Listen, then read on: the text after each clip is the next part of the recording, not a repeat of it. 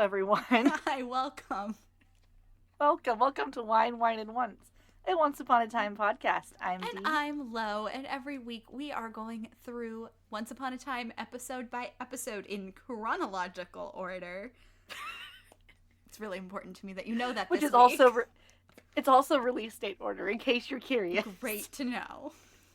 It's not special. It doesn't have a special order like, the Marvel movies. There's Correct. no suggested order other than what it was released in.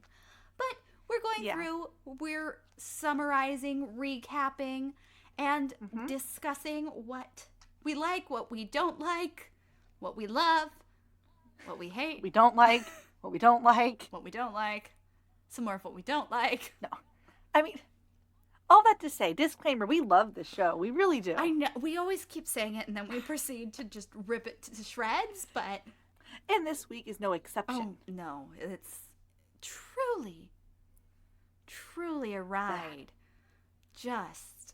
And it's upsetting coming off a run of episodes that were so fun. Right? And so important. Thankfully, I do believe the next two after this, because they're the finale of it all, are a bit more exciting, maybe? Here's hoping. I know we needed some of this information, but all that to say, heads up, we are speaking with full, if fuzzy, knowledge of the entire series.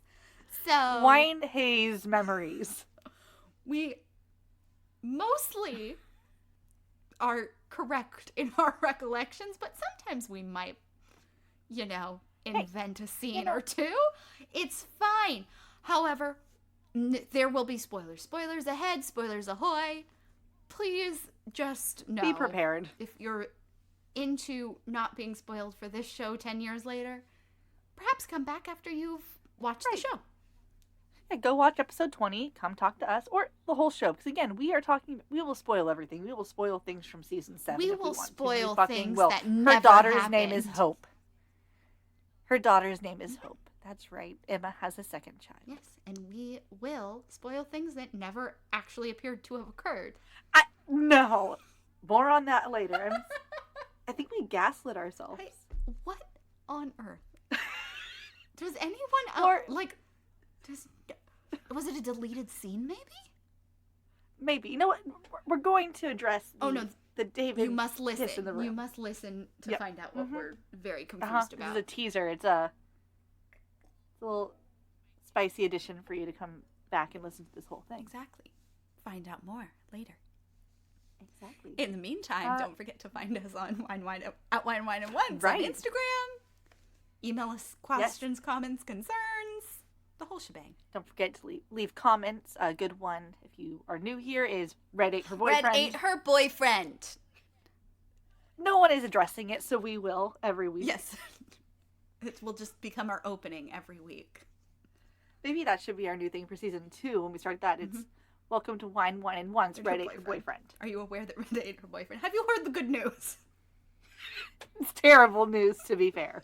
So true. How are you? How am I? I'm good. My chair is stuck behind my closet. That was weird. No, we're good now. No, I'm good.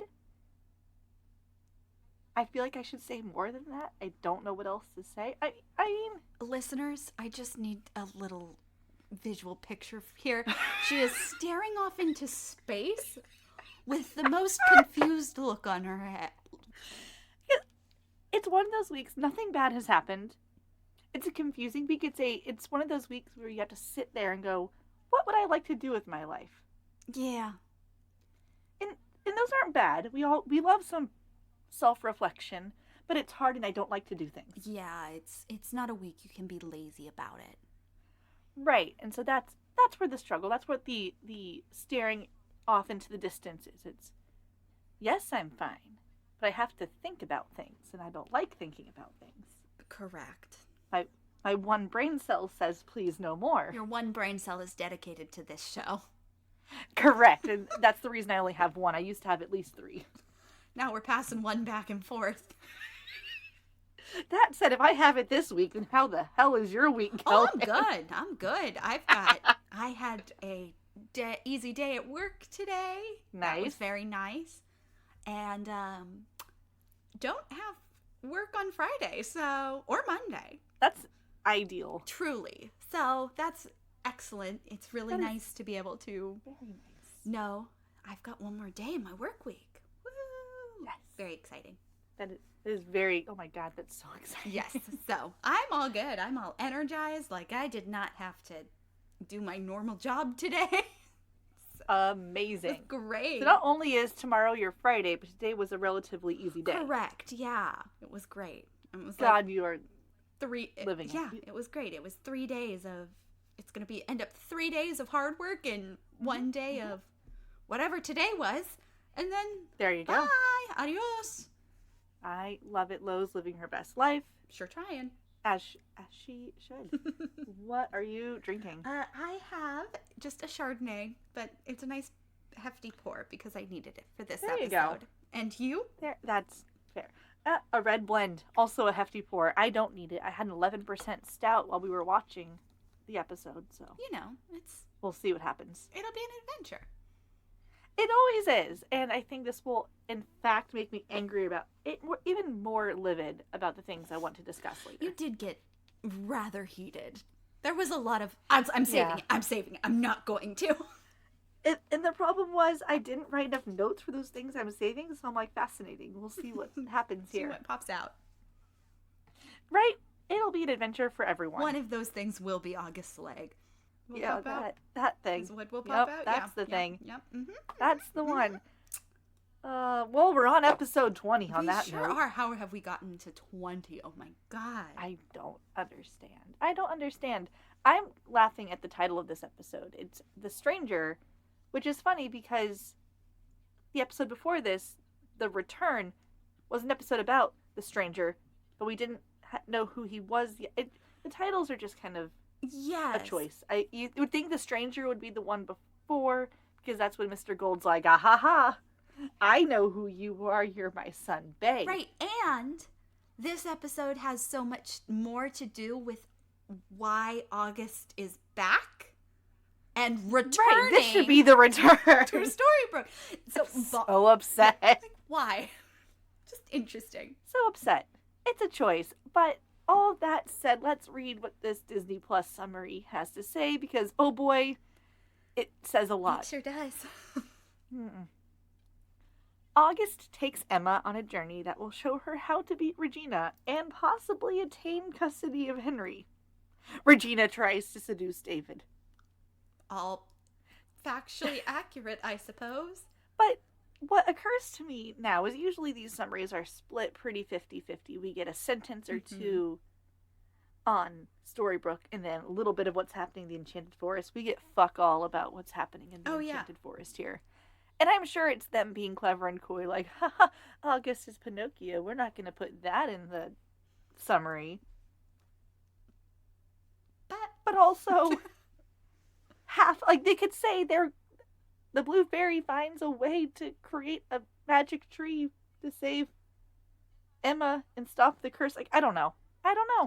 There's more that happens that they're just decided. Trying to hide away their true villain. They're trying not to draw attention to her. God, that's entirely fair, and I cannot fault them for it. Oh boy.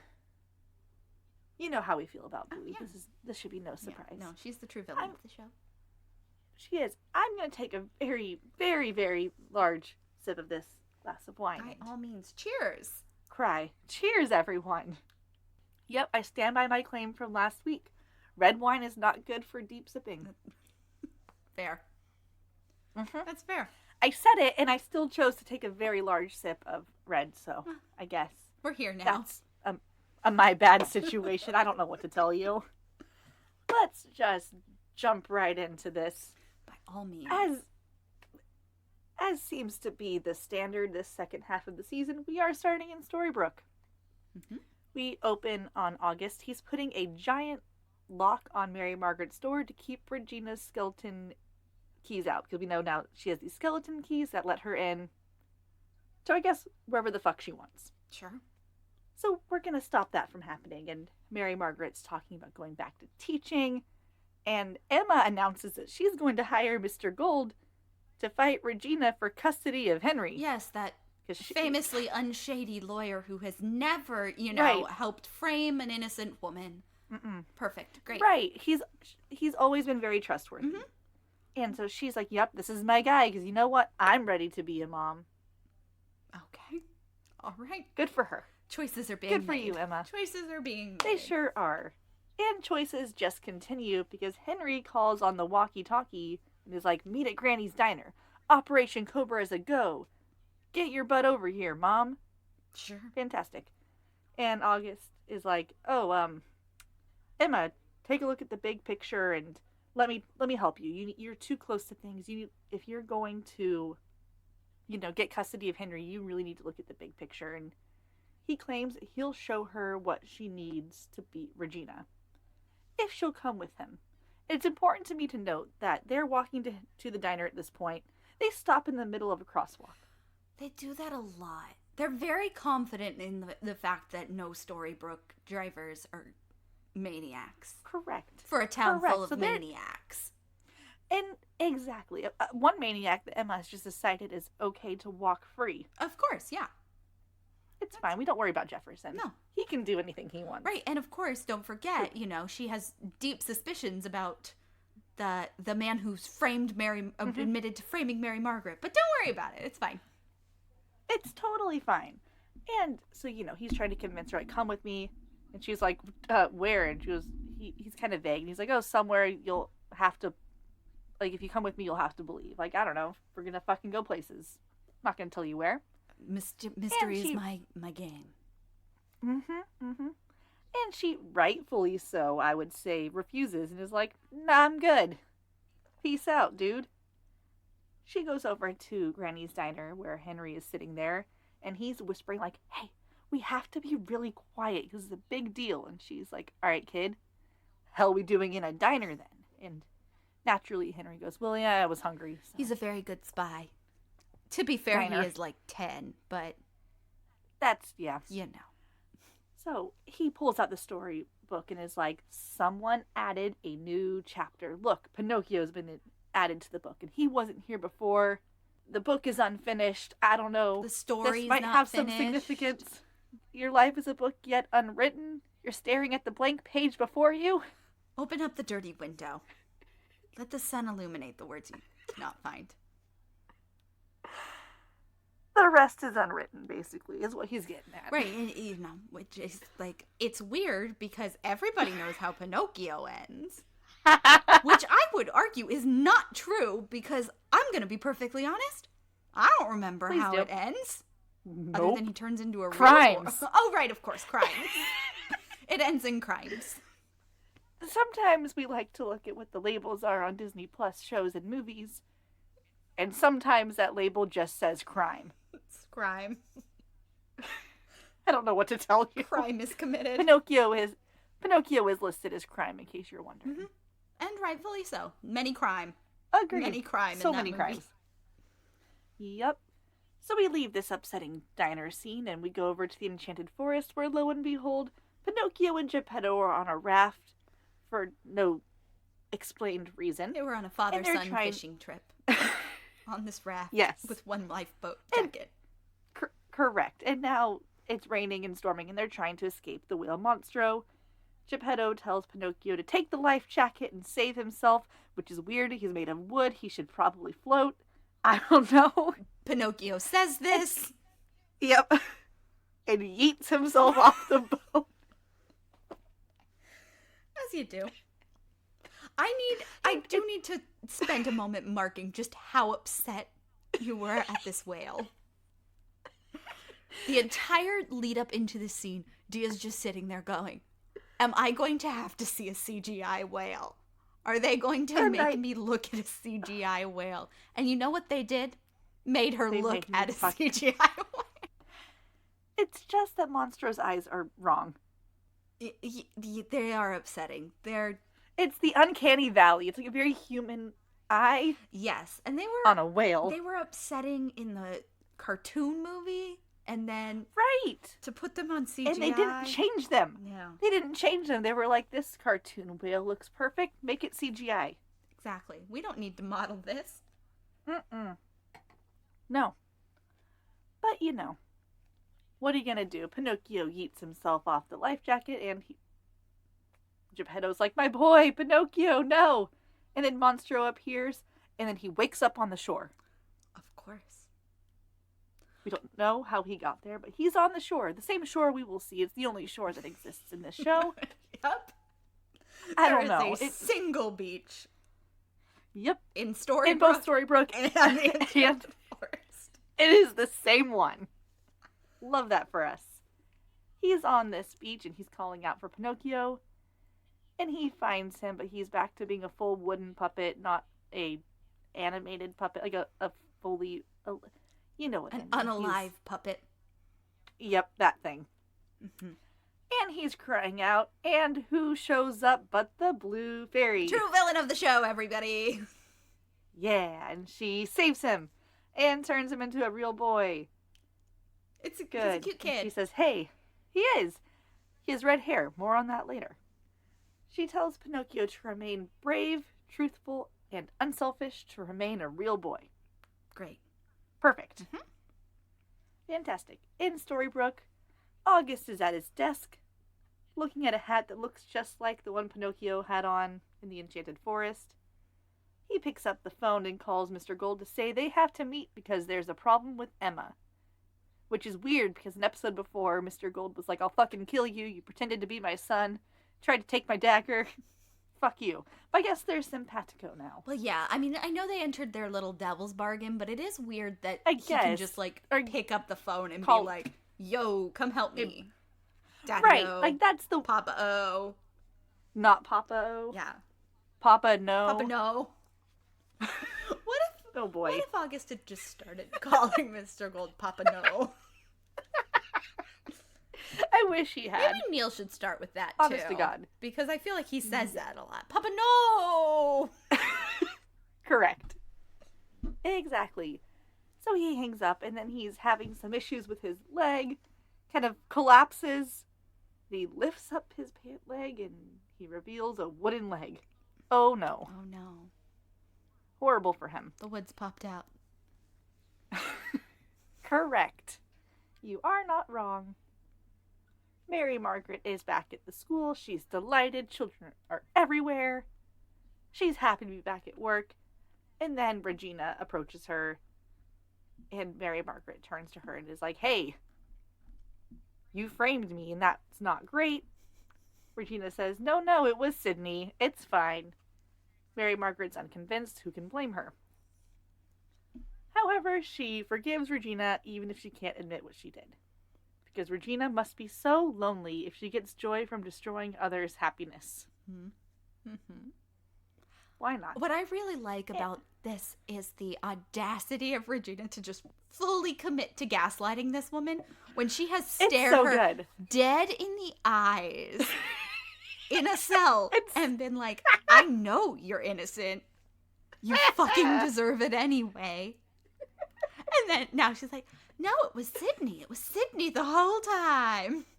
This woman has so much audacity, and I love it for her. May I live with so much audacity. Please and thank you.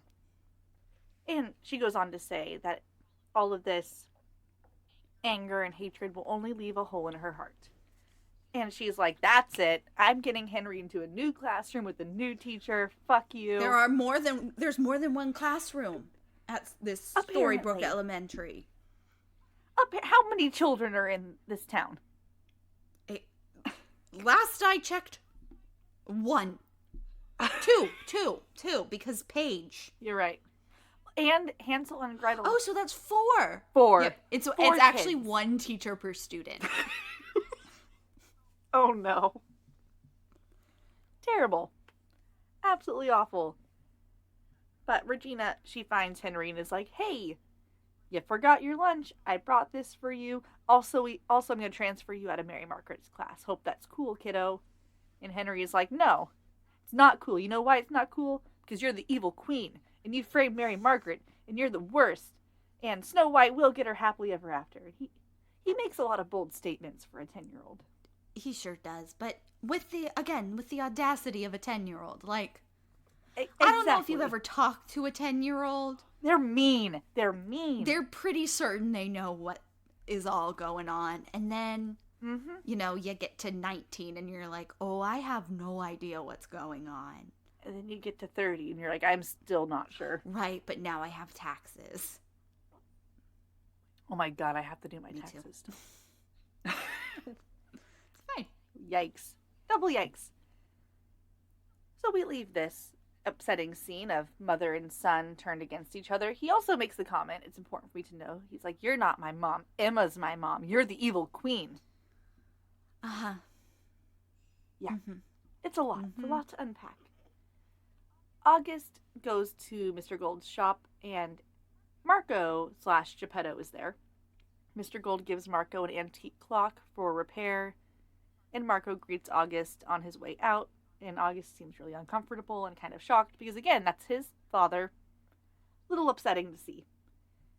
Gold wants to know why August is so afraid to talk to his father if he's dying anyway. And August is like, no, I don't want to talk about it. And he's all moody and angsty, mysterious. Teen boy. Yep. Correct. It's like he never grew up or something. Weird. Huh. So he doesn't want to talk about that. Instead, he wants to talk about Emma because he can't get her to believe in magic if she's focused on a custody battle. Sure. Okay. And Mr. Gold suspects that he can't trust August, but he agrees to nudge Emma towards him anyway. Which is a choice on his part, but good for him. Helping out the cause. In the Enchanted Forest, we see Pinocchio helping Geppetto work on the very same clock that Mr. Gold just gave Marco.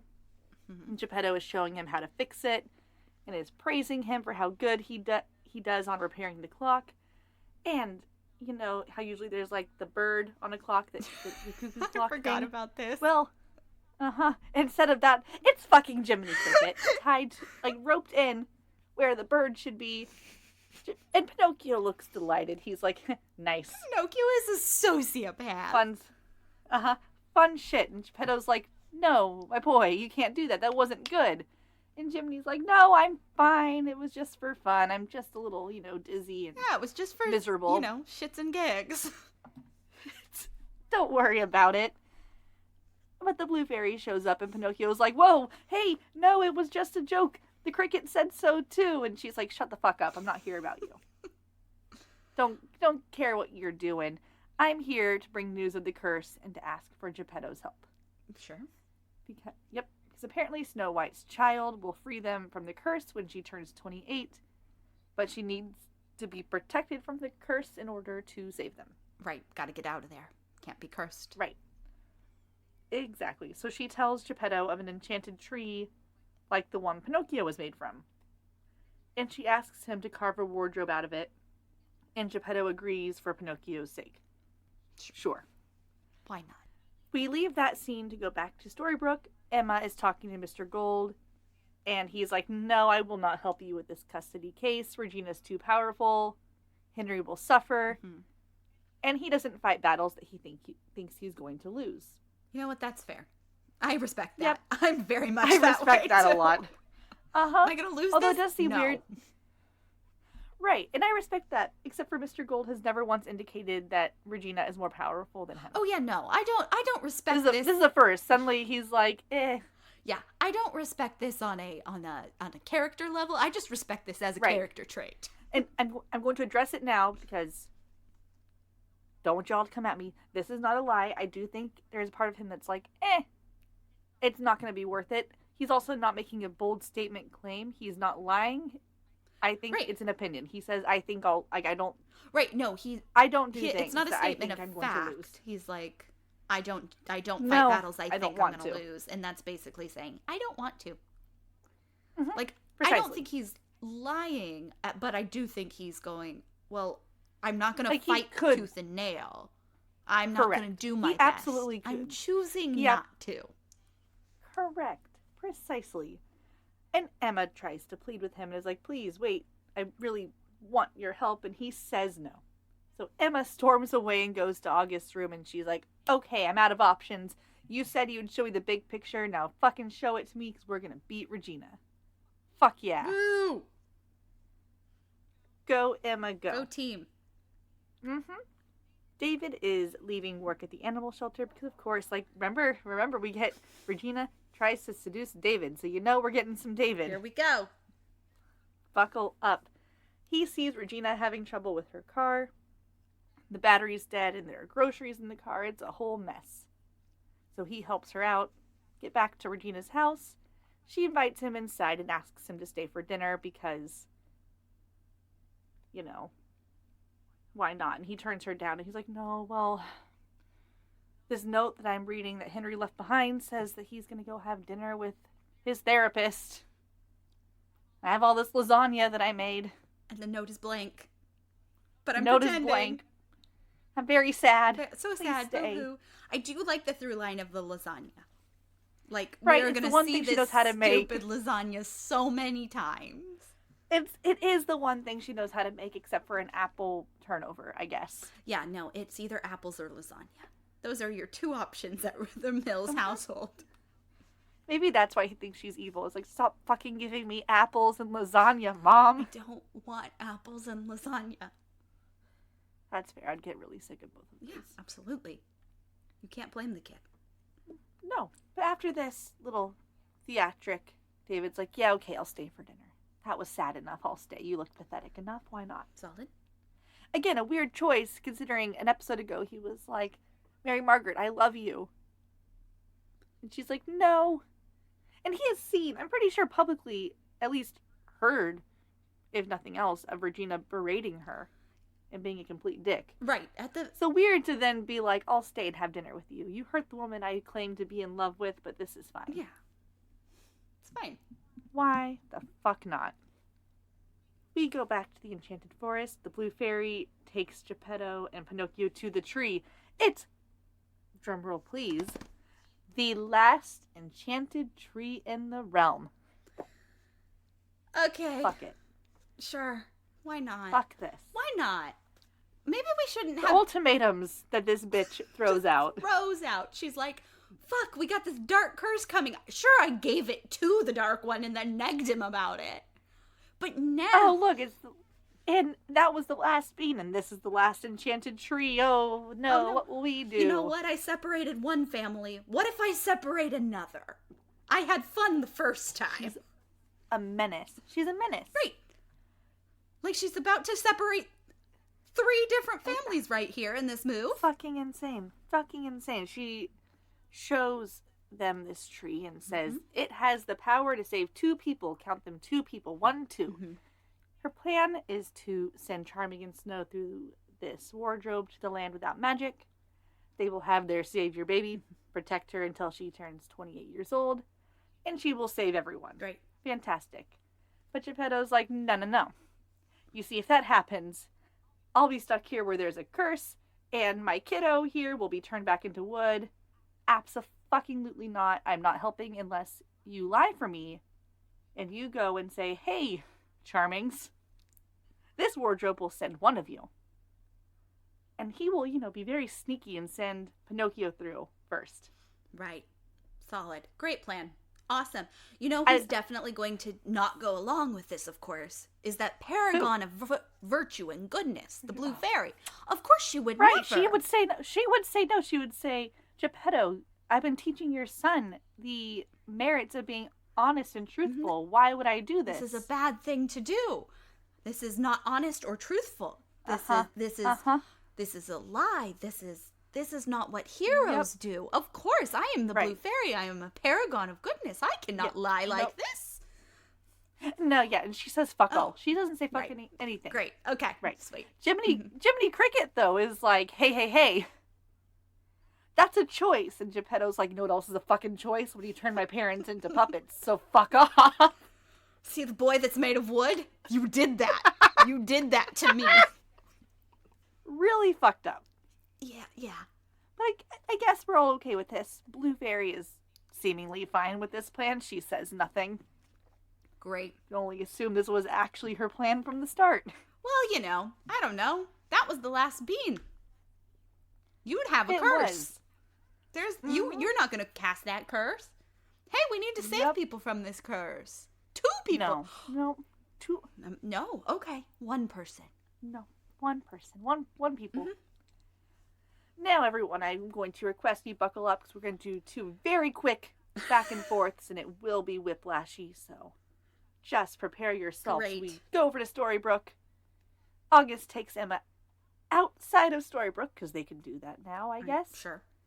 Why not? On his motorcycle to reveal his story. Great. I guess. Yeah, they're like at an intersection. They have a weird conversation in the mirror of his motorcycle. Yeah, the camera angle is focused on the little mirror, except for they're both looking into it instead of at each other. Like if you're stopped, you would turn your head and talk to them. Instead, they're looking at each other in the mirror. It's weird, especially because it's not a big enough mirror where like you would be able to see a whole face in it. No. Like, they're just looking at each other's eyes or mouths. It's not great. But we don't dwell on this. We just fuck right back to the Enchanted Forest. Solid. The War Council is given news of the tree. We have a War Council, didn't you know? Oh, yeah. We've seen them before. When we first heard of the tree. Because we've gotten this scene before. We definitely have. And the Blue Fairy stares at the Charmings and says, "This tree will take 1 person." And she has the audacity to look upset about this. Like it's not a choice she's choosing to make. Right. I'm sorry, Geppetto's gotta be, I don't know, 130? There's no one else that knows how to carve a fucking wardrobe out of a tree? And why does it have to be a wardrobe? Can't you just, I don't know, take an axe and make a hole? David was a farmer. I'm sure he knows enough how, he knows how to chop wood at the very minimum. Right, at the very least, you could go find an artisan of some sort who could create this. I refuse to believe in this magic town that frickin' only Geppetto, the old ancient one. The ancient one. Only Geppetto with his weird Italian accent that no one knows where it came from. Oh my god. As a kid, he had no accent. His parents had no accent. No, they're puppets now. They have no voice. No, but they had it when they were alive and real. They had no accent. No, they yeah. I hate that. I hate it. I hate it. It's a whole thing. It is. We're just going to keep moving right over to Storybrooke. Regina and David finish up their lasagna. Sure. And David offers to clean the dishes like the gentleman he is. Great. He thanks her for the support that she showed him during Mary Margaret's incarceration. Yeah, great, I guess. I don't know. What? Because he needed so much help with his... It was really hard for him, you see. His mistress was in jail for murdering his wife, and that just was a really emotional time for him. It was a hard time for him. Which, I mean, realistically fair. But the fact, it's just funny because I also don't recall any scene of her showing him support. No. We saw none of that. No, I guess good for them. And Regina reveals that she's always felt responsible for him because of how she found him. And he asks to hear about the night that he was found. And she says she was on her way home from work or something when she realized that she'd forgot her phone. So she turned back and then she found him on the side of the road. And I guess the doctor had said, if you'd been 10 minutes later, he would have frozen to death. I really like the insinuation that he's been spending all this time with her because she's been supporting him through this very tough emotional time, and they've never once had a conversation about, hey, thank you for saving me. Amazing. What happened? Especially back when the amnesia was a thing. Truly. To be hey, I don't remember shit, but... Can you tell me what happened? Yeah. How did you find me? Where was I? Yeah, I'm trying to piece together stuff. Nope, we didn't do that. But he hears this and says, "Oh, it was like fate." And she kind of looks at him and does the thing where she steps forward and is kind of looking up through her eyelashes and leans in to kiss him. And he's like, "Hey, whoa. Right? And I like things the way they are." We all know how David feels about fate and feelings. He has a lot of them. A lot of feelings. And if it feels like fate, it must be true. But hey, not this one. Correct. Not this one, no. And he's like, "Hey, nope, this is fine. Thank you for dinner." And she tries to apologize. He's like, "No, you don't have to apologize for how you feel about things. That's fine. It was a lovely evening. Have a good night. He leaves, and Regina smashes a mirror by throwing her wine glass at it. What a mood. What a mood. Again, can we go to a rage room? I would like to do that. Absolutely, yes. I want to stare at myself in a mirror. Smash the mirror. And throw a wine glass with wine inside of it at this mirror and shatter everything. Reason, thank you. Yes. We leave this iconic moment to go to the Enchanted Forest. The curse is approaching, and Snow White is in active labor. Nowhere near where the wardrobe is. Of course. Again, brilliant planning on everyone's part. I recognize she goes into labor early, but there was no reason it couldn't have been in. I guess because they were like, Geppetto, she's a lady. You can't work where she is. Maybe? Okay, so put it outside the door. Mm-hmm. Close the door. Right, it's not a secret. Everyone in this castle knows that this is the plan. Correct. And especially if we're working on such a tight deadline that you're not done when the curse is being cast. How are you going to get her to this wardrobe? I just don't know. Okay. We don't know. We will never get this answer. Okay, great. Blue Fairy goes to Geppetto to tell him, hey, plans have to change. Snow needs to go through the wardrobe with her child to protect the savior because, it's going to be a fucking newborn. Right. Like, don't know what to tell you. Like the teeniest, tiniest baby in the whole wide world. Except not really, because of course this is TV. But so it's like a 3-month-old. Right. She tells Geppetto to tell Snow White because she has to prepare for the curse with the other fairies. Notice who she's gone to. Notice who she's not gone to. Let's just take notes. She's gone to the one. She's gone to the one that has already said, fuck you, fuck your mom. I'm bringing my boy through. I don't give a shit what you say. And she's like, you seem of sound mind. I need you to go tell the princess that things are changing. Right. And that you lied. That right. I've lied. You go take care of that. Deuces, I got shit to do. Right. I'm sure you're going to make the right choice, even though you've already been confronted with this moral choice and have chosen not to. No. Correct. Okay. All right. And beautiful. So no notes on Blue's planning. She gets the fuck out of there, and Geppetto's like, yeah, bye.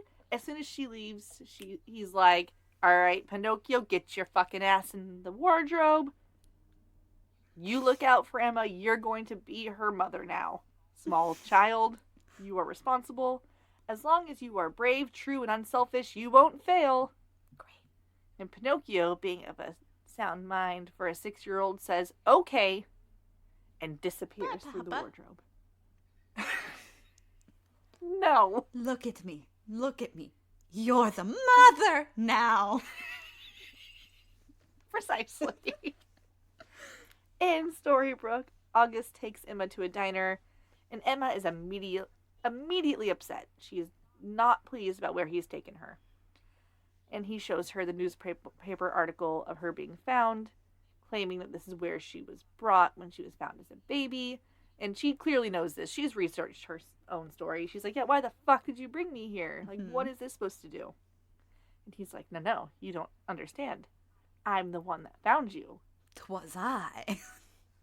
It was me all along, Austin.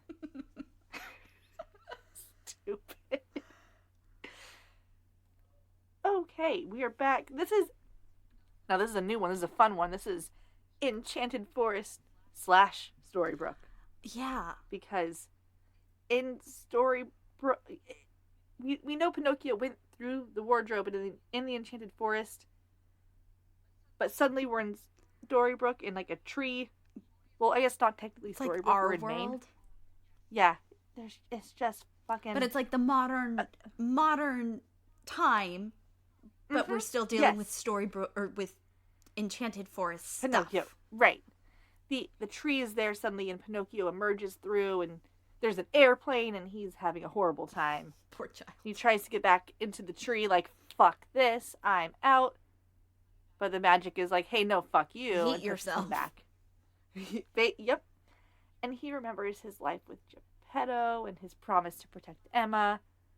And then another wave of magic hits him, and baby Emma appears. Wonderful. Great. He takes the definitely newborn baby, not at all a 3-month-old. 2 month. I'll say 2 month. I'll be kind. And, he carries her and I guess just starts walking. Of course. Great. Yep. Solid plan from Geppetto. Yep. Back in Storybrooke proper, August takes Emma to see the tree she was found in, expecting it to help her believe, and Emma's just like, you're lying. I was found by the road. You're full of shit. You're stupid. You're bad. And you should feel bad. But August reveals the details about her baby blanket. All these things that were never printed in the news article. And this makes her stop. She's pretty upset. Rightfully so. And then he says, I'm Pinocchio. And she's like, motherfucker. You're the one that put the story in Henry's book. Why? And she tries to leave because that's very upsetting. But he chases after her and then just falls down in pain. And just writhing on the ground. Truly, though. She asks what's wrong, and he says, I'm sick. He goes on to say that he knows exactly the time she decided to stay in Storybrooke. That's 8:15 p.m. And he knows that was the time because at that exact time he was in Thailand, and that's when he started getting sick for the first time, was the very minute she decided that she wasn't going to leave. Why not? And he then pulls up his pant leg and reveals his wooden leg to Emma. And she's just like, she looks confused because from her perspective, it just looks like a normal hairy man leg. And she's like, okay, great. You're not wearing garters. Okay. Good for you, bud. And August says that her denial is keeping her from seeing the truth, and they argue. And I do like the scene a lot. It feels very accurate for a 28-year-old because he's trying to say, you're supposed to save us. I was supposed to protect you. You're in charge of everyone, and you need to believe. And she's like, hey, I don't want to be responsible for everyone's happiness. I didn't ask for this. I don't want this. I just want to focus on getting custody of Henry. I didn't ask for any of this. Leave me the fuck alone. Which is fair. 100%. Completely fair. I also don't want to be responsible for everyone's happiness. No, I don't want to be responsible for anyone's happiness, including my own. Correct. We are now in our world. It's not Storybrooke. It's just our world where Pinocchio has stepped into. Mm-hmm. They're at a foster home of sorts, we can imagine. And Pinocchio is trying to stop baby Emma from crying in her crib. He notices that the crib has some, functional issues, so he's trying to fix it up.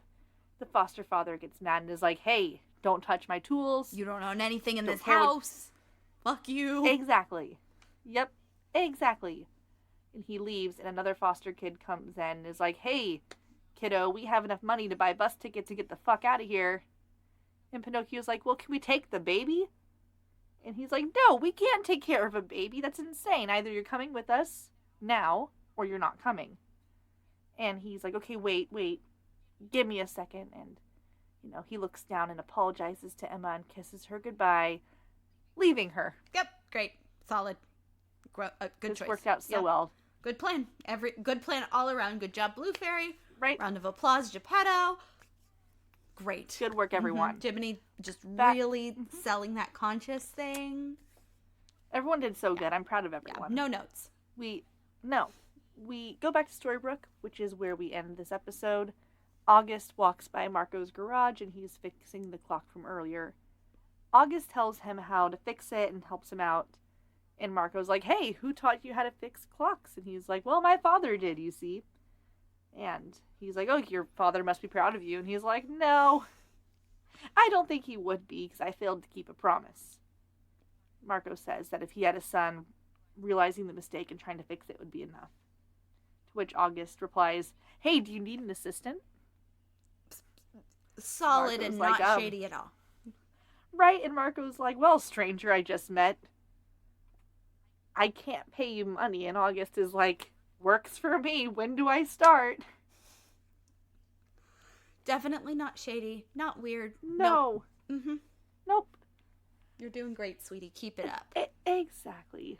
And Emma calls Henry on the walkie-talkie. It's late at night. He's in bed. He sleeps with the walkie-talkie. Why not? Sure. And she's like, hey, kid, I need to talk to you.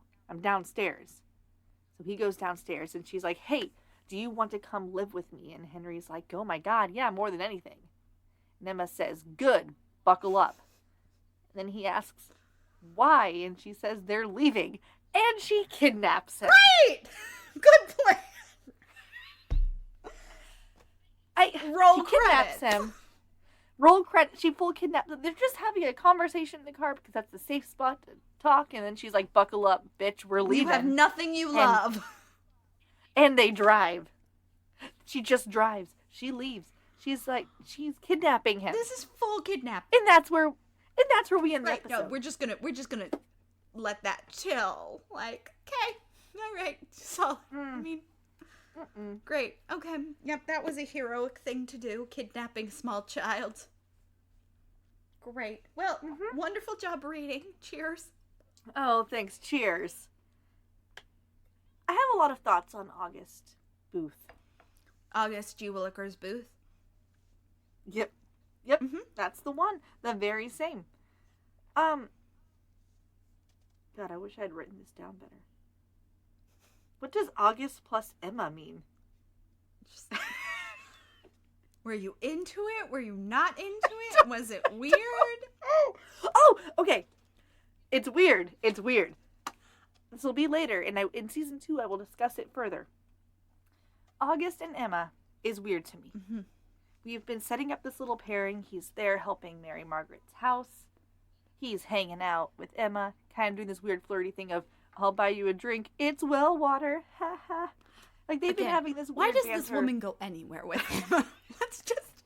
The well water would have been, like, the hard line in the sand for me. No, we're done. Your sense of humor is gross, and I don't want to play anymore. Right. Thank you.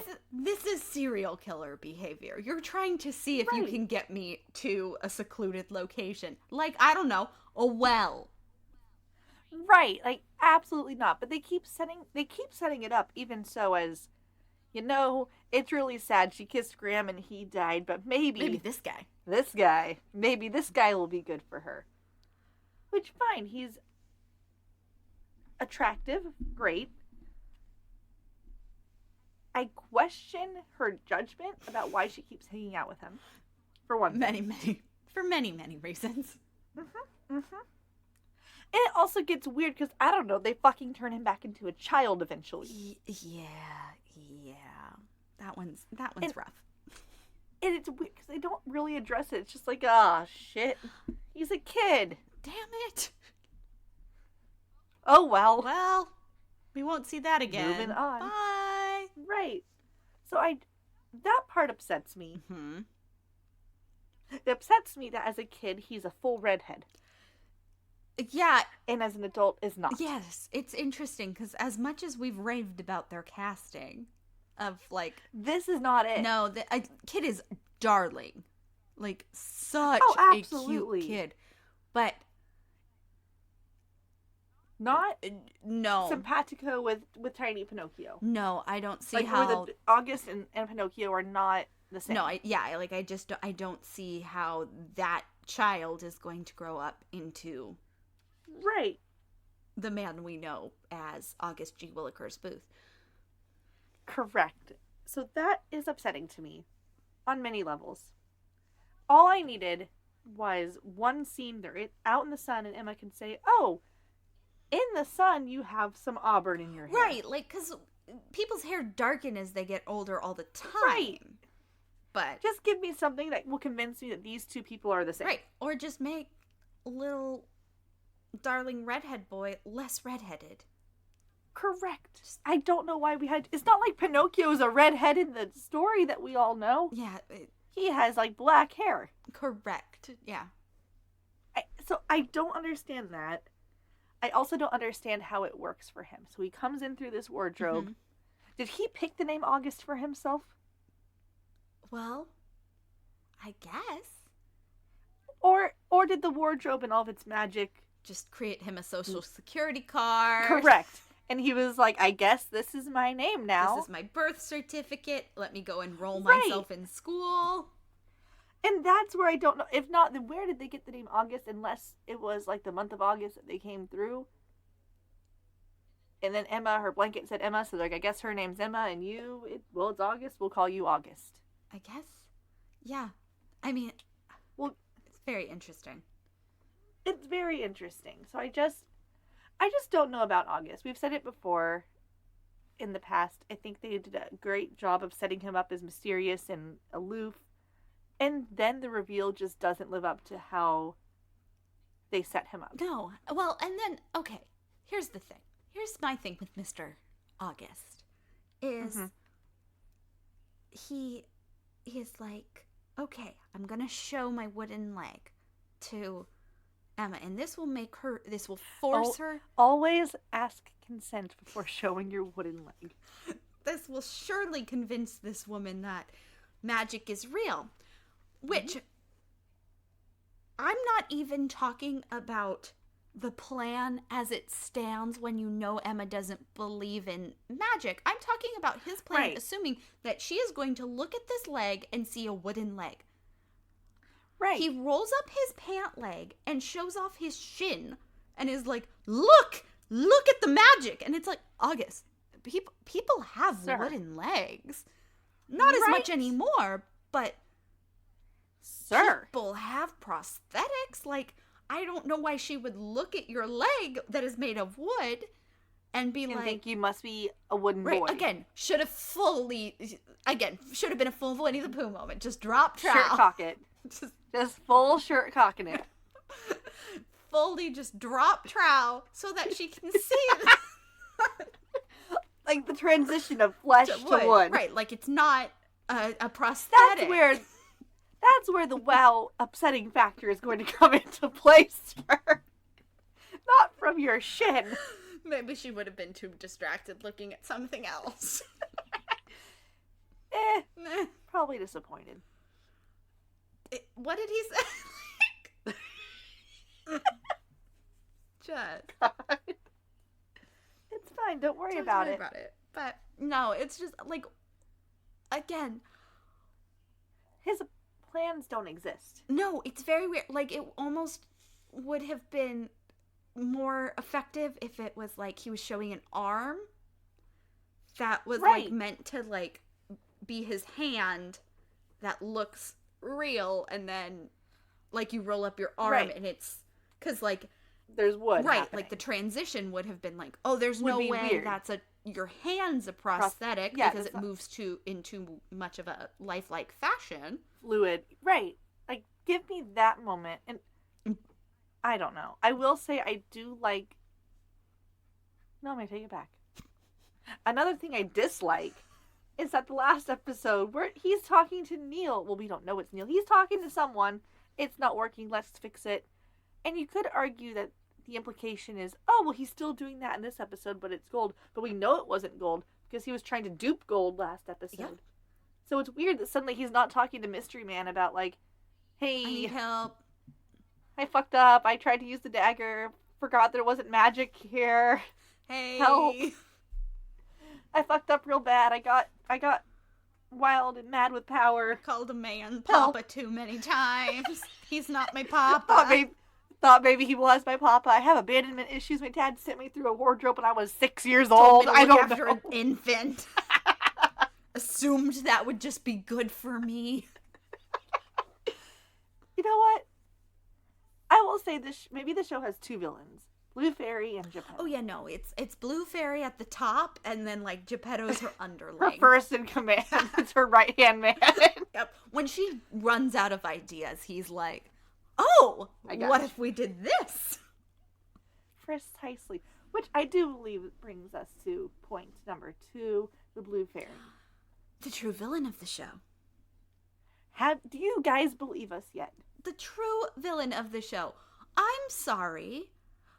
You cannot tell me that this stupid fairy, who is meant to be the paragon of good and like is touted as the best of all good magic. Right. You cannot tell me that unintentionally she's going, here, Dark One, small boy, here's the last magic bean. I expect he will behave like a normal father. He always has. Right. He's not gone mad with power by any sense of it. just turn a man into a snail and smash him. No, that's not a thing that has occurred. No, of course not. I'm sure this will go well. And then, when it inevitably did not go well, looked at the Dark One and was like, the only way you're ever going to get there is a curse. It's the darkest curse. You're never going to do it. Ha ha ha. You'll need to sacrifice something you love the most. You wish to have the curse reversed, you'll need a certain potion first. Here are all the things you need. Also, you're too weak. Fuck you. You're not going to be able to do it. Ha ha ha. And then is told, okay, the only way to stop this curse is to save your Emma. And then goes, okay. Mm-hmm. Well, Geppetto, I know you loved your son a lot. I have terrible news for you. This wardrobe can only take 2 people. That means Mama and Baby are coming through. Hope that's fine for you. Right. Is that good? Right. Like, why was not the first stop Snow? Charming. We found this tree. I found this tree. We need to find someone to carve it. It can take 2 people. Because all of this is not a problem if you just did the logical thing of going to the people who are going to solve the problem. Right. And the thing is, Snow and Charming are pretty logical people when they want to be. Yeah. If they knew that Geppetto was like, I'm not going to fucking do it unless you let my son through, it's very possible they would have said, okay, let's figure something out here. Right. Like, we need our infant to be taken care of. Mm-hmm. That's a non-negotiable. Right. But Snow could go through and raise Emma. Right. You know, that's not to say it wouldn't change in the moment when you need them to be separated. But still, let that conversation happen. And then Blue goes on to be like, you can tell them, Geppetto, you're a rationally minded person. You've shown yourself. Take care of this. You've shown yourself to be an incredibly trustworthy and good person. Right. So she is the true villain. If you don't believe it yet, I don't know what to tell you. We have more evidence stacking up. Just wait. Yes, and we're only one season in. It gets so much worse. I don't know what to tell you. She's evil. She's truly evil. Truly evil. She's also ridiculous because she flies and wears heels. Why? We haven't gotten mad about the costuming in a while. You wear heels to make your legs look good. Heels make your legs look good because they engage the muscles in your legs. You know what you don't engage when you are flying and not putting your weight on the ground? Your leg muscles. Mm-hmm. Mm-hmm. They're just floating. And no, it makes no sense. She also has a feather boa in her hair, and that pisses me off. And such tall hair. So tall. We haven't gotten mad about the wigs in a minute.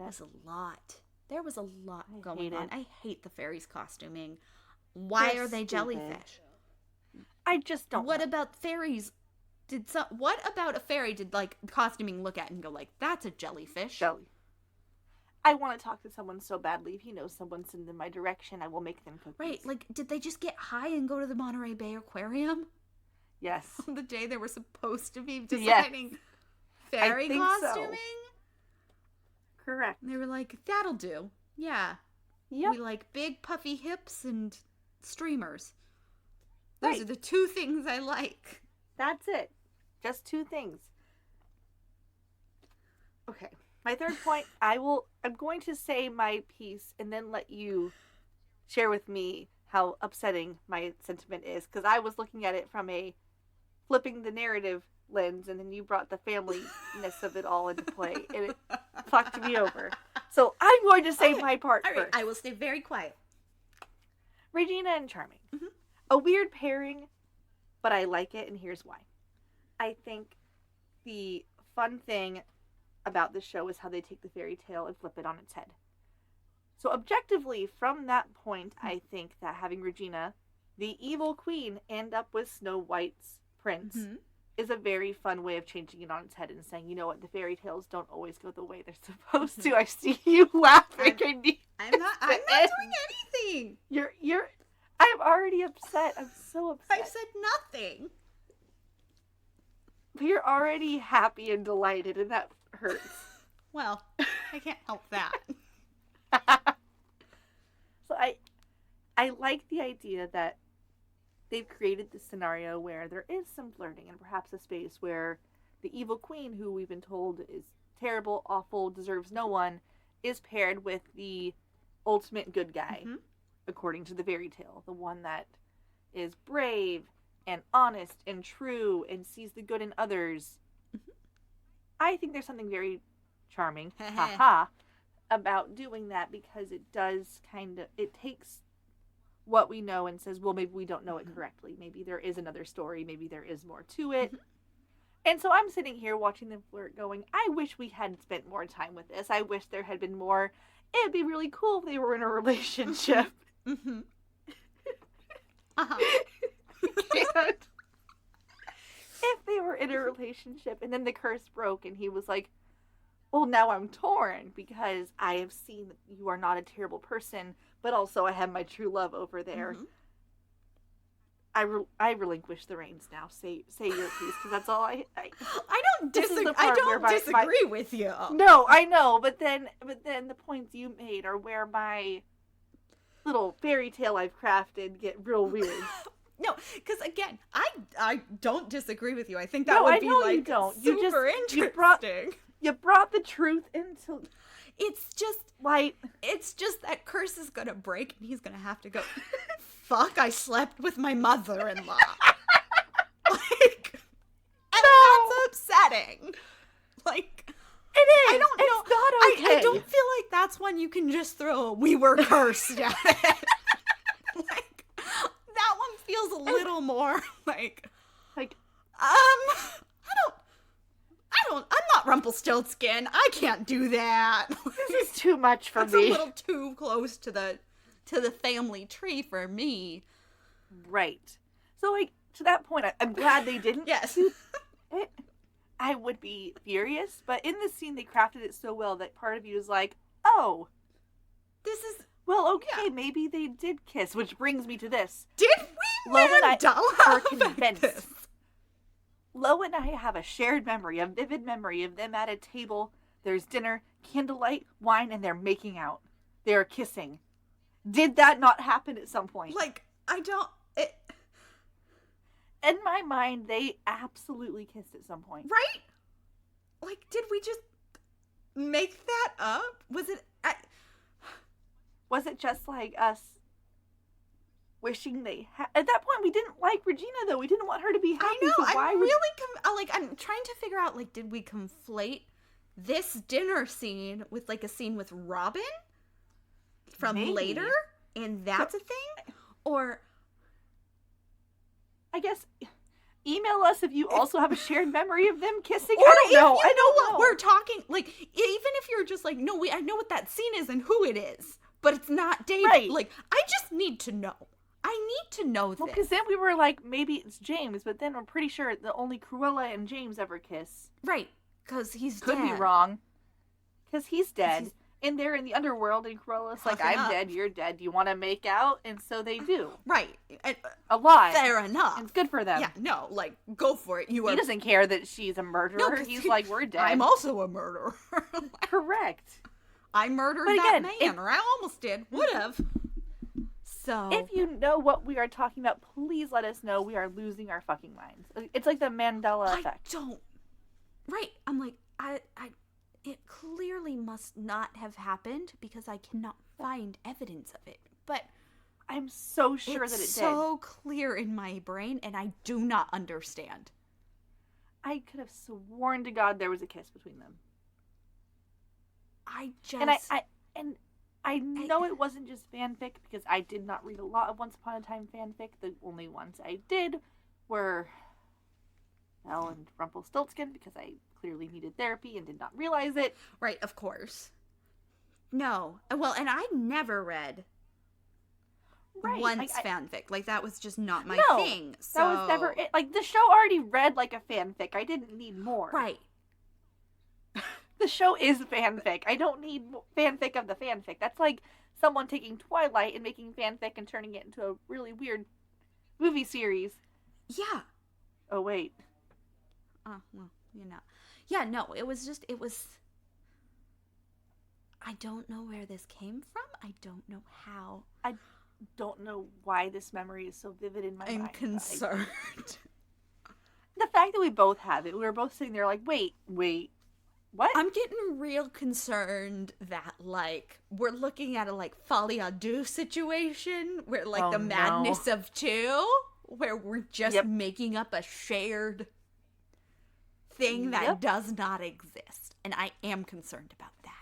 I'm a little worried. Yeah. It's not great. Yeah. Well, I have for this last topic, I think it'll really lighten the mood and make you feel a lot better. It's definitely just some kidnapping. Just some light kidnapping. As a treat. A sprinkle of kidnapping. She kidnaps him. This is a woman who is trying to fight for custody. I don't know why she's not thinking of this holistically. If you kidnap someone, eventually Regina's going to say, hey, my child is missing. She took him. No one in their right fucking mind is going to say, well, you should be his mother. Right.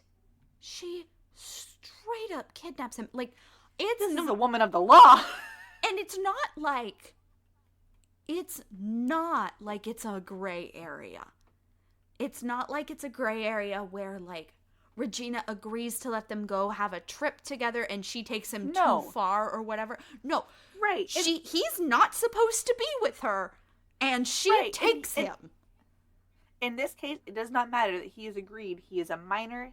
Right. She is taking him. She is taking him away from his legal guardian. Correct. Without that legal guardian's consent. Right. This is kidnapping. This is textbook kidnapping. In fact, most kids are kidnapped by parental figures or family figures. Correct. Correct. So it's horrible. And an addendum to this, because it plays into it and also goes back to an earlier section of the summary. Allegedly, she's leaving Storybrooke. We have been told you cannot leave Storybrooke. Right. Even she did. I think it's like episode 3 or 2 or something. She tries to leave, and Graham's wolf friend stops her.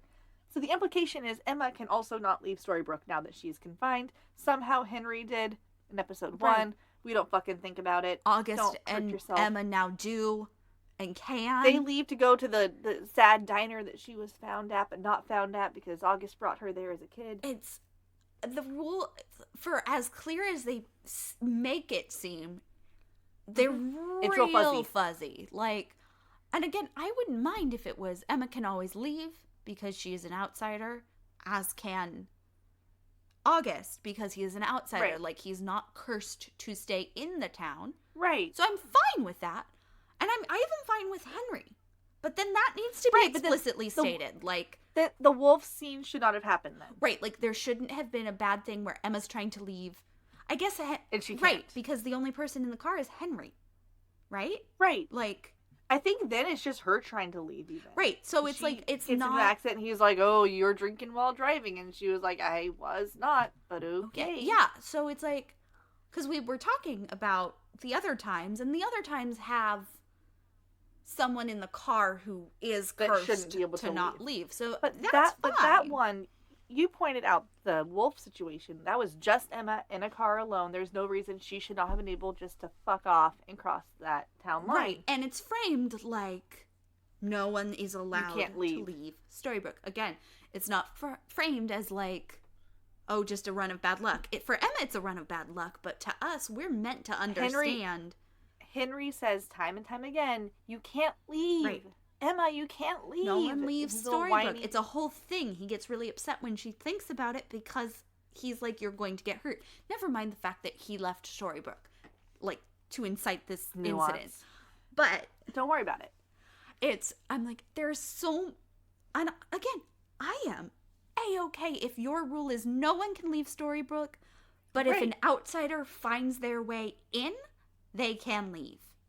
And that's because that also seems to kind of be how in the later season where we see that dad and son who are camping where Storybrooke ends up. It's so fucked up and sad for them. Like, they're able to leave. I mean, dad's not. Dad's going to go ahead and get, murdered. But look, when Regina wants a child, she goes a little insane. Regina goes a little flames on the side of her face. Regina has done nothing wrong in her life ever. Never. Ever. No notes for Regina. just want to know how Emma plans on addressing the kidnapping to any lawyer. Oh, fully this woman is just like, we're gonna run in my She's yellow unhinged. slug bug that... She's a fucking idiot. Yeah, no, like, I guess you're just gonna ditch the car. Because you'd have to. Like, you've kidnapped a child in a very recognizable car. Like, and not that Henry's gonna be giving off like weird vibes, but just simply from... And I will say, from us in our center of knowledge, we know that Regina can't do fuck all because she can't leave Storybrooke. But also, what the fuck? Right. Emma doesn't know that. Right. Emma doesn't believe in anything. So, no. To Emma's knowledge, full force of the law could be coming down and will be. Because, again... She's kidnapped a child. She's kidnapped a child from the woman she has spent 20 episodes antagonizing. You know what? I'm going to say there's now 2 comments that are very acceptable if you don't know how to what to do for a review. Red ate her boyfriend. Always a classic. Always good. And Emma kidnapped a child. Yeah, Emma kidnapped a child. Horrible.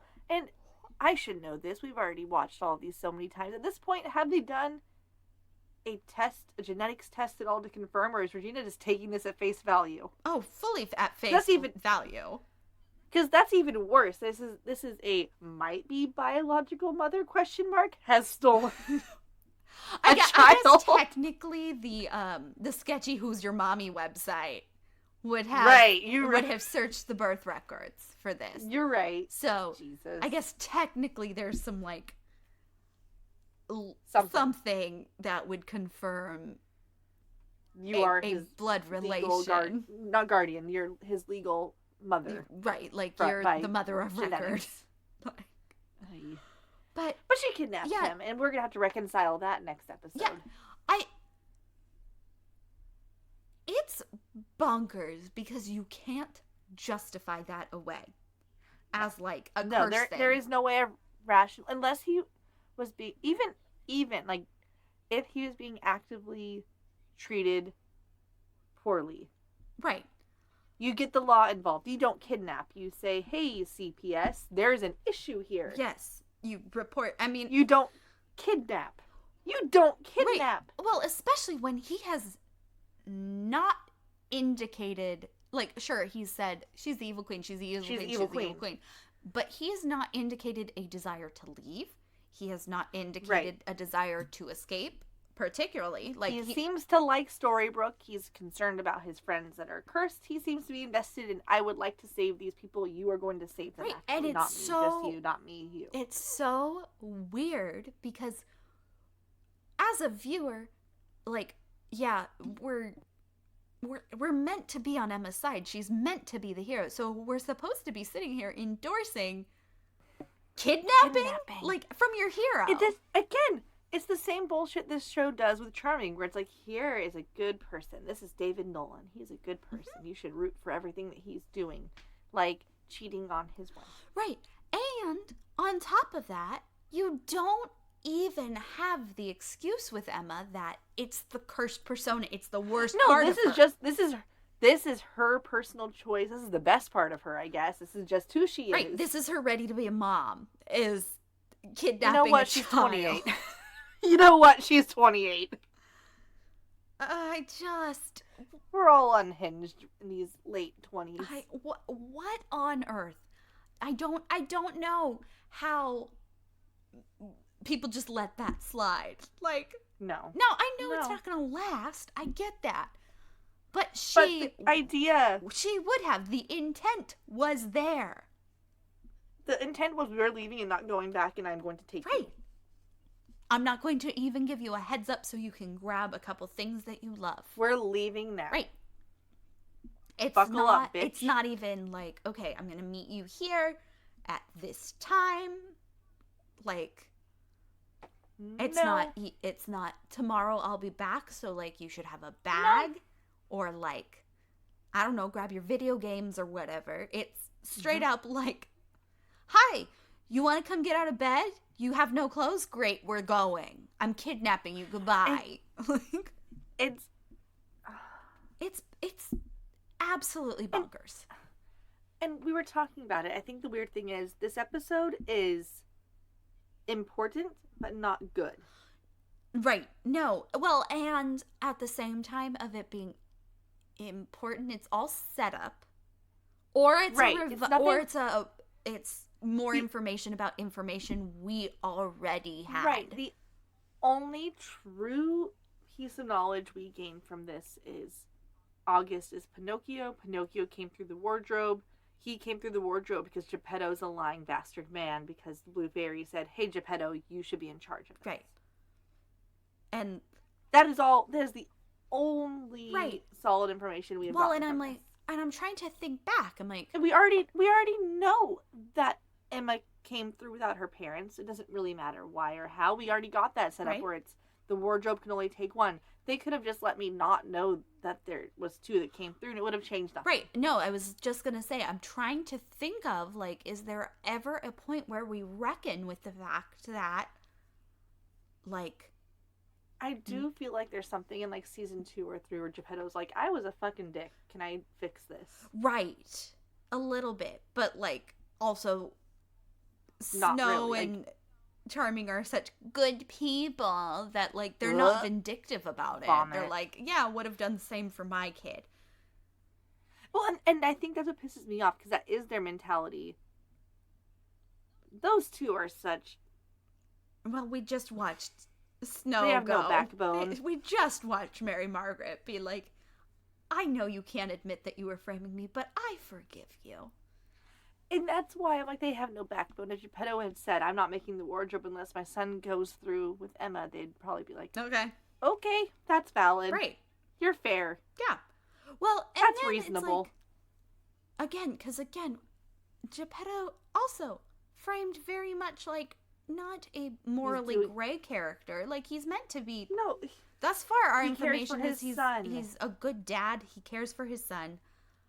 He did everything he could to keep his child safe. Right, so we love that for him. Even if it were, the plan was always going to be, like, the Snow in her pregnant belly, and also Pinocchio, and then she gives birth, and in the heat of the moment, in a fit of panic, Geppetto pushes his son into the wardrobe.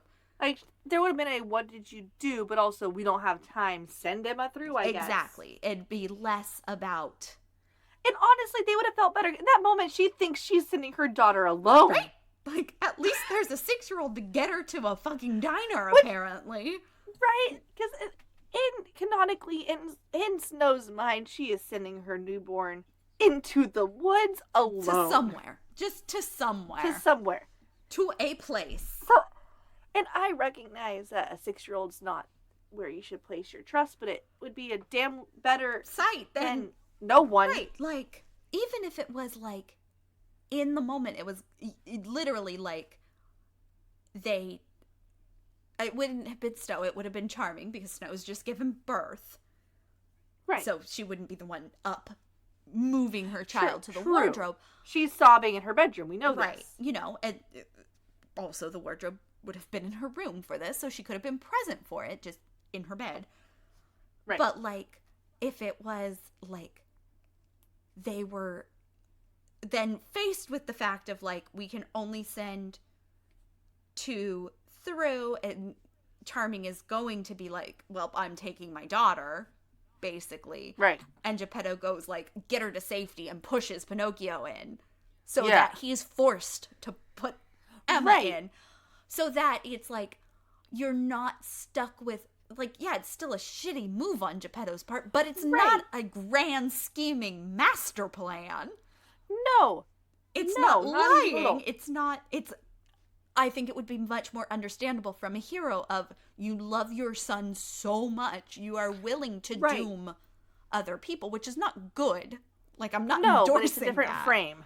No, it's a different way of framing it that would have been interesting. Right, and would have felt more heroic, because it would be like, right, it's the wrong move, but it's coming from a good place. And this, like, theoretically is the same. It is the wrong move, but coming from a good place. But this is so scheming and such lying and like so much planning, right? That it doesn't feel you good. don't have the emotion, I don't have the warm fuzzies piece of it. You don't have like anything. This is a man who has thought about this plan day after day and is like, yes, I feel good about sending the 2 children under 10 through the wardrobe by themselves to an unknown world. And I feel good about that. I'm fine with that. As opposed to like a father in a fit of panic freaking out about his son. And shoving him through. And just making a split-second choice. And then he could spend the whole time going like, what did I do? What did I do? Right. Oh my God, I'm so sorry. No, this was what did thought I out do? from the beginning, but before there was reason to panic, this was already his plan. He was like, well, we're going to lie, first of all. Yeah, what we are going to do is not tell anybody that 2 people can go through this wardrobe. Right. Like, absolutely. We are going to lie about it. Everybody, shut the fuck up. Snitches get stitches. And I will say, because I think this is a nice thing for me, this proves that canonically in in the Enchanted Forest, they do not believe that life starts at conception. They do believe that life starts at birth. And that's very important. Yeah. Thank you and good night. Very love the pro-choice of it all. We love to see. Lay out. I know you're thinking, but lay it out, please. How would you argue that this is pro-choice and not? Okay, well, you see. Oh, I'm ready. So, at the point where the wardrobe is created, Snow is under the full assumption that one person can go through. So she sits there and goes, well, here's what we're going to do. Me and my 9-month pregnant belly will go through this wardrobe. Right. Me, by this one person. Me, this one person. Yep, I'm one person. And my unborn child. Yes.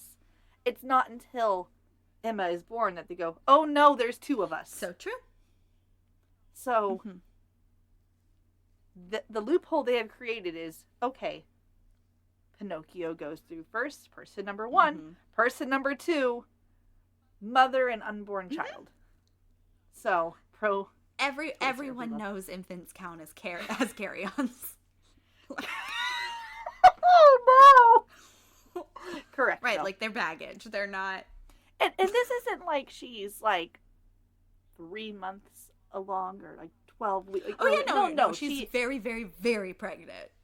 And she says, okay, that's fine. Charming, I will go in alone. And it's going to be sad. And it's going to be horrible, but I will be with our daughter. Yep. It's fine. Yep. Nope. Me, this one person, me will go through this wardrobe. Yep. So. And then I will have a baby and be 2 people. And so it's better. It's better. The pro-choice, we love to see. We love to see it. All right. Well.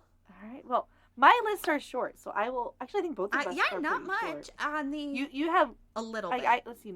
Yeah, I have no magic beans. I have no curses, and no lies. I already mentioned the one thing where it was not a lie. It was Mr. Gold being facetious and like, oh, I wouldn't want to go against Regina. I don't like fighting battles. I don't think I'll win. And the other part you could argue is when August is like, look, my leg is wood, and she's like, you're lying. He's not. It's not. That's not how the lie detector works. Right.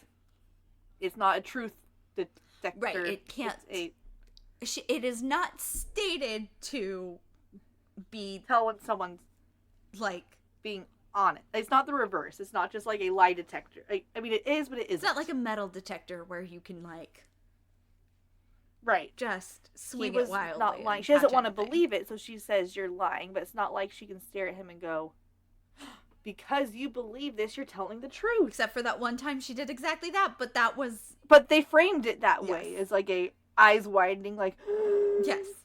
He is telling the truth. Yeah, no, that part is weird. But on the whole... They don't even know their own rules, and I love that. Yeah, no. On the whole, though, yes, it's not... Nobody lies to her. He's very much telling the truth. She's just choosing not to believe it. But that's not her superpower. Absolutely. Her superpower is I know when people are lying to me. So. Correct. Yeah. So that's all I've got. I've got nothing to add. How about you and the shrubberies? The shrubberies, not growing super much right now. Family Tree, no real additions because we don't have to deal with Geppetto and Pinocchio. They're not on our main tree. That will already be such a tumbleweed. My God. Ugh. It sunk in today as we were talking. It was right along the realization of why Charming and Regina can't be a thing. Yeah, why why they didn't actually kiss. We were trying to figure out, did they kiss? Yeah, why that wasn't ever a thing. And it just kind of it sunk in, and I knew it in my brain, but it never really fully occurred to me. Your brain was protecting. Yeah, it was really trying to shield me from this knowledge, this deep cursed knowledge that Emma is Regina's step granddaughter. No. Yeah. No. Like, I need that sentence to stop existing. There is a direct line. Like, it is upsetting. It is upsetting the tumbleweed that these people have created. But we're not really even there yet. That just fully sunk in because in my brain I had already known this. Horrible. I'd already known all the nonsense with Henry. Right, like, that we've all accepted for whatever reason. We've just accepted it. Weird nonsense of step great grandson, but also, or step great grandson, but also adopted son. It's a whole thing. It's fine. It's a whole awful, convoluted shit show. But somehow, just the Emma of it all had never entered into my brain, and it did this week, and I'm upset about it. It just, for me, it makes the swan queenness of it all more difficult to stomach. And this is no shame to those of you that this was your ship. You know, like, ship who you want, be happy where you want to be happy. But this is one of the reasons I think where, for me, it can never be a thing. It's a whole interesting. I don't think they ever thought deeply about any of their They ships. didn't think deeply about anything in this show. But I'm like, oh, yeah, like there are some ones that, like, with David and Regina where they're like kind of teasing it. It's like, right, that's gonna be really upsetting when that curse breaks. Right. But I think to that point, that does count as one weird moment. Oh, right? Absolutely. Yeah, no, that's the fuck for an update is we've got a weird moment from David and Regina. Oh no. Again, by the rules of the fuck fern, it's kind of one episode is one moment. I don't like to count multiple instances in an episode. And to that point, have August and Emma had any moments? It's sort of like they've definitely never once have I been like they're going to kiss. She seems more pissed off by his presence at this point. Right, like I think you could make an argument for I think they're the one. We have the one that I think I brought up in their like the well? Basically when he's getting her to the well, like kind of flirting with her and being like, "That's come with me for a drink." And then he's like, "I never said it was going to be right now." Ha ha ha. What a bitch. Like, so yes, they have. It's just I don't not anything since then. Yeah, no. There's nothing. There's been nothing that I'm like, because right now she's just so like angry at upset him, with him, doing weird shit. Because he keeps trying to show her his leg. Look at my leg hair. Emma, is this good for you? Do you want to go on a date? Look at my leg. Do you see my leg? This is how I attract the opposite sex, and actually the non-opposite. This is just how I attract all human beings and some swans. Have you ever seen a swan? Well, I've spent too much time looking at one just right now this episode. Oh no. But I'm mad. After so many good episodes, I feel like we have had another bad time. It was, I don't want to call it. It was a lot to stomach. I don't want to call it a slog, but it just wasn't. It wasn't bringing anything new. The reveal wasn't what I would have wanted, and I recognize it was. I don't know. I think just having August on for so long without that reveal, then he's Pinocchio. It's just like, yeah. Well, and especially because they've already been teasing all the stuff with he's in pain, like and also, like, he's an author. He writes Yeah. things mysterious. Nah, he's a puppet. He's a puppet. Like, yeah, So I think that upsets me a little bit. Right. It just feels like we were owed a little bit more. Yeah, like, just the reveal it didn't, I think because Right. the reveal, like, they tried to do it with the Enchanted Forest side of it, but the reveal of August as Pinocchio means nothing to this story. No. Without the information we just got in this episode, it means nothing. It doesn't mean anything. Like, he doesn't... Right. The fact that he is Pinocchio does not have any bearing on all of the mysterious stuff he's been doing. There's no reason he needed to be Pinocchio to be the mysterious stranger. Right. Like, I almost wish it had been, like, an episode about Bay, an episode about Pinocchio, and then the episode of Rumpelstiltskin being like, wait, who is this guy? So we're kind of like, wait, is he Pinocchio or is he Bay? Because now I'm confused. They've teased both. Mm-hmm. Then have that, and there's the reveal at the end of that of, oh no, he's Pinocchio, and then give us the backstory of why this is important. Right. Yeah, absolutely. Stupid. But, yeah, no, because it just... Dumb. Yeah, I'm like, I just can't... I'm like, okay, why does he have to be... I don't care. Why does he have to be Pinocchio? What? Because, don't you understand, the only person that knows how to chop wood in this fucking forest is Geppetto. Of course. Of course. Like, I'm like, what? Because we spend so much time on this reveal of Pinocchio, I'm like, then it should have more bearing on the plot. There's no reason he couldn't have been, I don't know, fucking Prince Eric from The Little Mermaid, or like... Right? I don't know, he could have been John Smith from Pocahontas. Like, give me someone that has writing as part of it. I'm sorry, give me what's his fuck it from Treasure Planet, or like from not Treasure Planet, from Atlantis, Milo, because he's like a writer. Like, that'd be interesting and fun. Or like, give me someone that makes sense for him to be a writer. Why is that part of it? Right, like, just I